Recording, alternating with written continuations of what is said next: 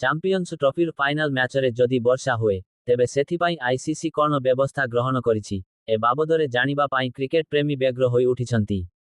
ଚଳିତ ଚାମ୍ପିଅନ୍ସ ଟ୍ରଫିର ଫାଇନାଲରେ ବର୍ଷାର କୌଣସି ସମ୍ଭାବନା ନାହିଁ। ଯଦି ବର୍ଷା ହୁଏ ଓ ମ୍ୟାଚ୍ ବାଧାପ୍ରାପ୍ତ ହୁଏ, ତେବେ ସେଥିପାଇଁ ଆଇସିସି ବ୍ୟବସ୍ଥା କରିଛି।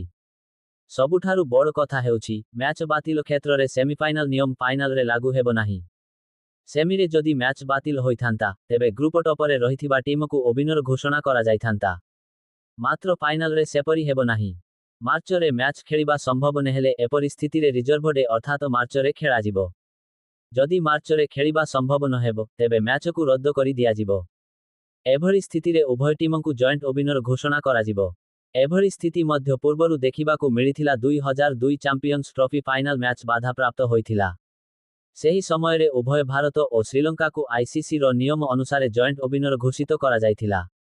ଏଥର ଯଦି ବର୍ଷା ପାଇଁ ମ୍ୟାଚ୍ ବାଧାପ୍ରାପ୍ତ ହୁଏ, ତେବେ ଉଭୟ ଟିମକୁ ଯୁଗ୍ମ ବିଜେତା ଘୋଷଣା କରାଯିବ।